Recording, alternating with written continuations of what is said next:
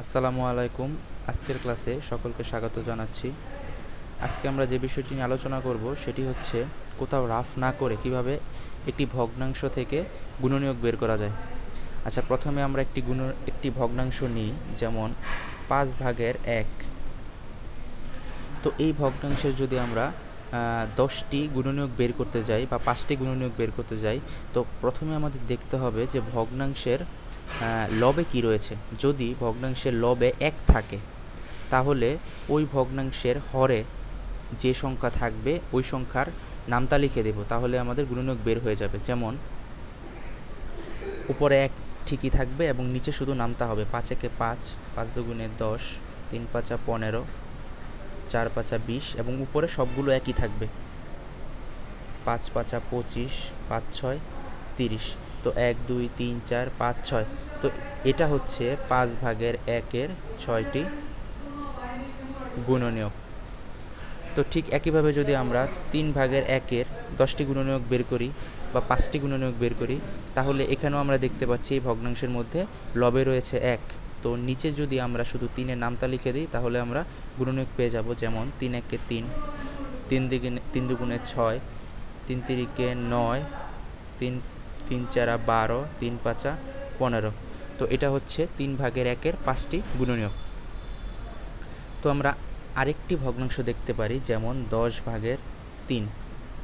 তো এই ভগ্নাংশের ক্ষেত্রে আমরা দেখতে পাচ্ছি লবে 1 নেই। তো লবে 1 ব্যতীত অন্য যে কোনো সংখ্যার ক্ষেত্রে এই নিয়মটি, অর্থাৎ লবে যদি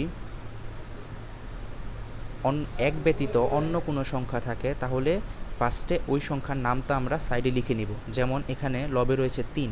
তো আমরা যদি এখানে 3-এর নামটা লিখি, তাহলে হয় 3 একে 3, 3 দুগুণে 6, 3 তিরিকে 9, 3 চারা 12।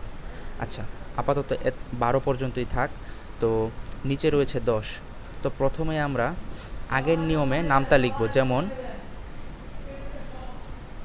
10/3। দ্বিতীয় নামতা 10-এর নামতা, অর্থাৎ 10 দুগুণে 20, উপরেটা ঠিক থাকবে।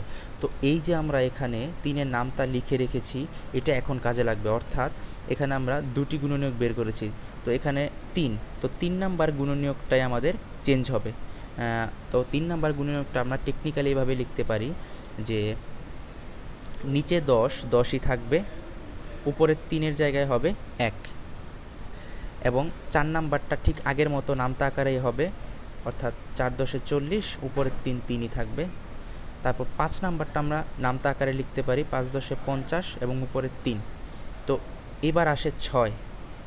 তো 6-এর ক্ষেত্রে আমরা আবার ঠিক আগের মতো 10-এর, এখন আগের বার লিখেছিলাম 10, এবার লিখব 20 এবং উপরে 1 একই থাকবে।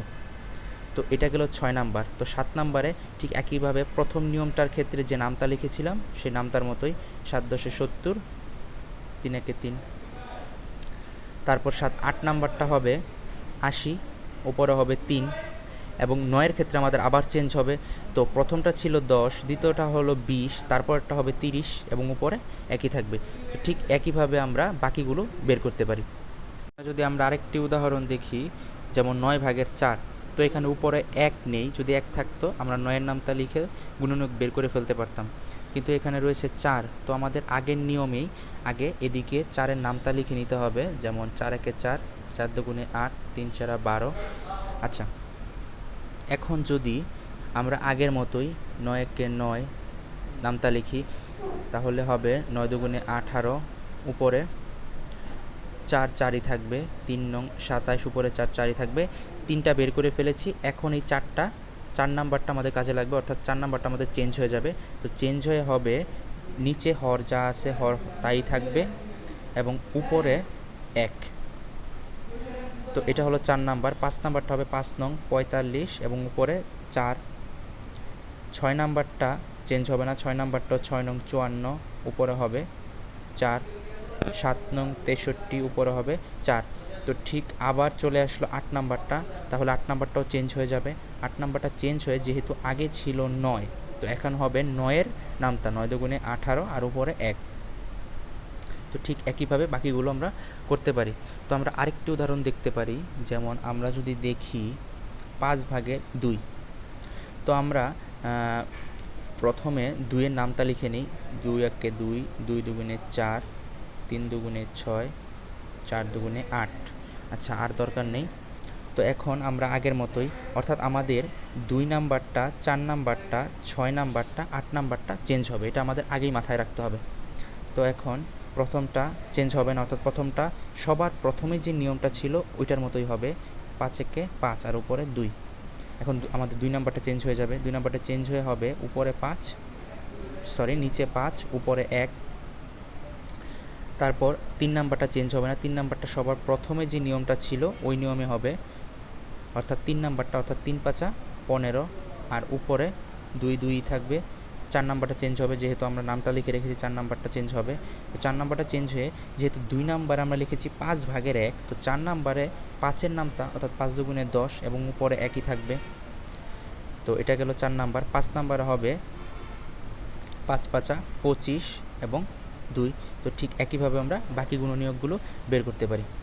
তো ধন্যবাদ সবাইকে। এটাই ছিল ভগ্নাংশের গুণনীয়ক বের করার সহজ পদ্ধতি।